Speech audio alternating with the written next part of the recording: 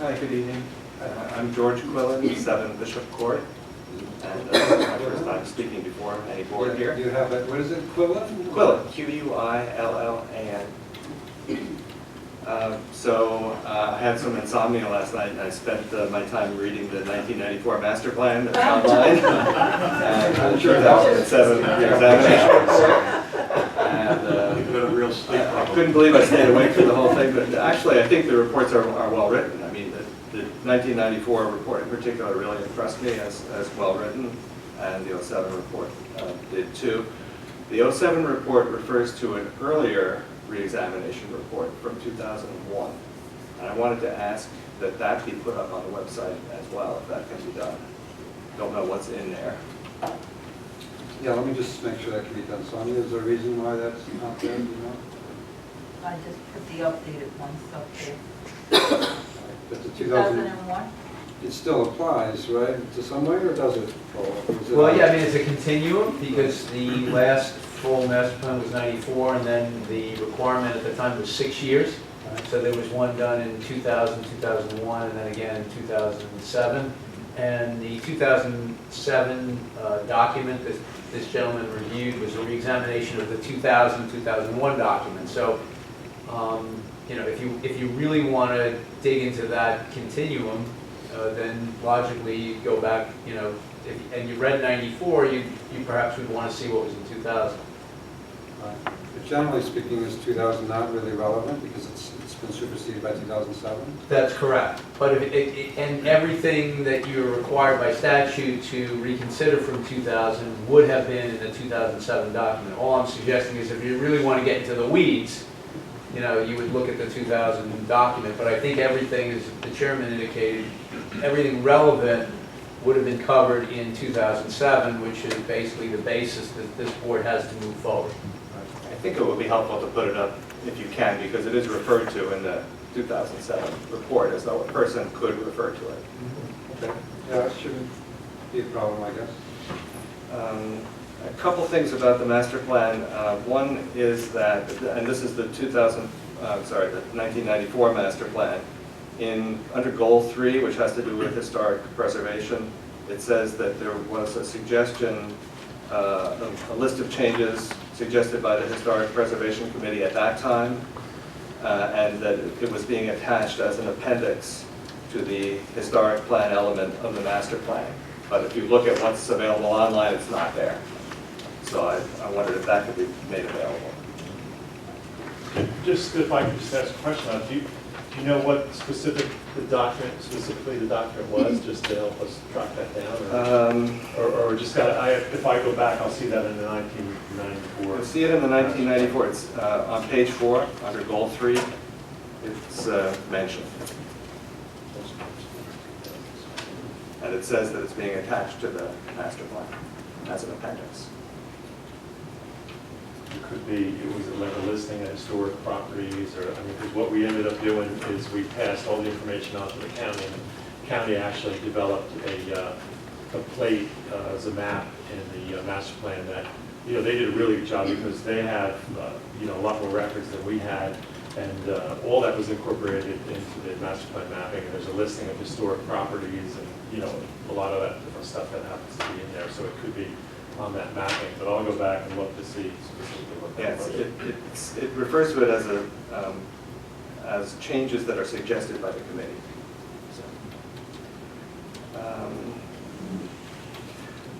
one thing that I remember from the last planning board meeting was Mrs. Johnson brought up the subject of what is the percentage of open space in the township, and you know, there are different sources for that, different percentages being stated, and I found that you know, one percentage very clearly laid out in a table in the 1994 master plan, and then another reference in the 2007 re-examination. The numbers disagreed, and in fact I think the amount of open space in 2007, well, the percentage went down, but also the size of the town went down. The size of the township went down between the two times, so that seemed a little bizarre. The denominators changed. And just to answer that question, and maybe you've heard this in some of our previous discussions, I think the mapping accuracy that we have now is more It's more accurate, and we're able now to, going back to 94, the maps were not digitized, and you're kind of working with paper maps, and was where we were kind of transitioned more into digital maps. And now with the GIS system, we have a lot more accurate mapping, and we can, we're working on cleaning that up, because it's, the garbage in, garbage out theory with the computer. We're really having to look at all the properties and clean them up and make sure that when we do a search of the data, we base that on the assessor's data, and the assessor lists specifically codes as to what the prior property is, if it's vacant or, has some sort of development. And there's a lot of different tags that go with that. If there's farmland assessment, it may be 2 lots, so it's actually 1 lot, but the assessor has it broken out into separate lots, and then there's a certain percentage of the properties with 1 lot or the other. And we're trying to clean all that stuff up to get an accurate number. So as time goes on, we're more accurate, and I'd say the numbers that we come out with this year are going to be the most accurate based upon the technology and the information that's available now. I think the size of the township changed by something like 250 acres between the two time periods. And that could have been something as simple as the right-of-way was taken out of it. So there's, and don't quote me on the numbers, maybe it's a couple 100 miles of roads, I may be on the high side, but if you take out the right-of-way, that's not necessarily considered property, so that would be that 250 acre number. Yeah, that would make a big difference, I'm sure. And also I noticed in the master plan, the 1994 master plan, and the listing of open space, it broke out the open space by category, and one of the categories was, one of the major categories was private land, and under that there were the 2 golf courses. So I found that to be a little peculiar, and I'm sure there's a long history here that I'm not familiar with, but you've been referring to OSGU categorization, and the private golf courses fit in that categorization. But it strikes me as a little peculiar to call that open space. So I live pretty close to the Morris County golf course, and it's never occurred to me that I could maybe just walk in there, tour the golf course, walk up and down, and enjoy the pretty scenery. I'm not a member of the club, and I don't think that would be allowed, so I don't think it's open space for me. That was about half of the total open space in 1994, those 2 golf courses. And we could go over how they define open space in these documents, but it doesn't mean you can walk, that it's public land. It's not so difficult. So then it would just mean you can enjoy looking at it from a distance. Kind of the way I used to enjoy looking at the old outlet. You guys can elaborate. Open space means it means undeveloped land of one sort or another. And it doesn't distinguish between public and private. You may not be able to access it to walk on it, but it still is classified here, as it is in many communities. Golf courses are classified and in many cases zoned as they are here as open space. And I would go on to say And there's golf also... course is one of the permitted uses in the OSGU zone. The other type of uses that fall into that OSGU zone are the schools, such as Villa Walsh or Del Barton, and then the Seeing Eye. So those are all really privately, owned. It's not necessarily open space. So it's that description OSGU is, maybe misleading.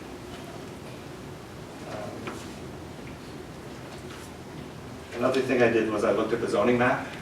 That's, I think this was in the 2000, no, I looked at the zoning map that was online, sorry, on the website of the township.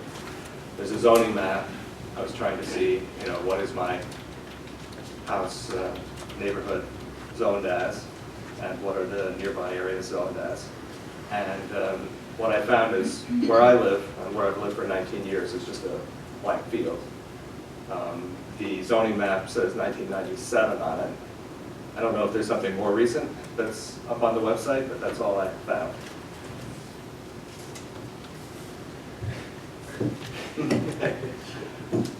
We can take a closer look at your neighborhood, but I'm sure there's a zone that's associated with that. But the zoning map that's currently in effect is goes back to an old paper map, and we've been in the process of actually updating that for the last 15 years. So this is the digitizing topic that I hear referred to from time to time? Yes, Yeah, and there was There was a few years back where the planning board, there were a lot of discrepancies on that map, and the planning board, we spent a lot of time going through that, correcting properties that were either split zone, they had a line that went through it, or it was designated incorrectly in the, the assessor's data. We had, it was probably easily a couple hundred records that needed to be corrected, and we're to the point now where we have that corrected on the mapping, and we're, getting close to issuing that map. So it is, it's been an ongoing thing, and there were so many errors, it's literally taken years to make all the corrections on that stuff cleaned up. Is that something that will be done by this summer? I don't know if it's going to be done by the summer, but it's going to be done, I'd say, within a year. What will be done within a year? I have to write this down. Like the new map, will be, formally, issued. But not necessarily changes in the zone, though, right?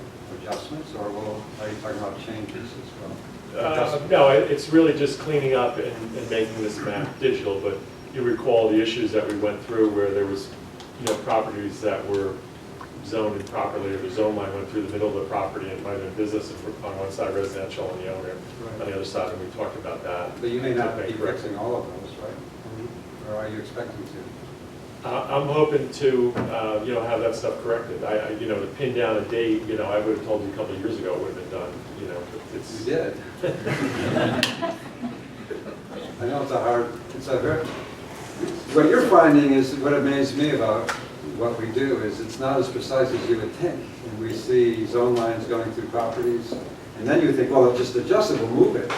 That's easier said than done. You can't really do that without the property owner's permission, and it starts raising lots of other questions. So it's a really hard process. We actually spent several meetings, I don't know when it was, 5, 6, 8 years ago, trying to figure this out. And it was very laborious. It's a hard thing to do. But there must be a current document that you use as the current zoning of the. And that's this map, and that's the map that's online. Going back to, there's a later revision, but going back to 97, did you say it was, or? 1997 was the date on the map. Yeah, that's the official map Okay. that we go by, here. So way back when these zones were originally designed, I think they were just drawn Yeah, all the way on it's a paper. paper map. And they weren't always very careful. It must be very much bigger than it looks like on my computer screen. Yeah, it is. That is. So I just have one more comment that's of a general nature, and it echoes something that was said by an earlier commenter. I think the township should be made a more comfortable place for pedestrians and for bicyclists. This is an important thing to do, I think, in order to kind of knit the township together with this strange shaped township. I think many of the people who live here don't think of Morris Township as a distinct township, and it would be nice to have ways that we can get around other than in our cars and get an appreciation for the neighborhoods. An example near me where I think sidewalks would be helpful, and I'm not sure that there are not sidewalks in all of these places, but I think in order to be able to walk from, say, the Governor Morris Hotel to Twin Oaks to the County Museum and then along Normandy Parkway to the traction line would be a really nice improvement to the township. And I understand that there may be local opposition to some projects of this nature, but I think there's a benefit for the township as a whole that should also be considered.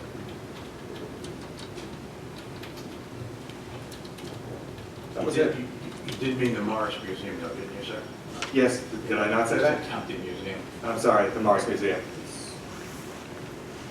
Just a question. Sure. Let me search it. So that's on Columbia? Is that on Whitney Road? The museum is Where on you're- Columbia. where you're referring to as wanting the sidewalk? It would be Columbia Columbia, to okay. Normandy, and then Yeah, 'cause Normandy the to museum's on the train line. Cross Street, yeah. Yeah. Thank you very much. I just feel strongly too that we need to do more for pedestrian. We try, but it's, as we found with that Columbia Turnpike situation, it's harder, much harder when the property owners themselves don't want to see it. But certainly on busy roads, I feel strongly that we should be working to get pedestrian walkways wherever we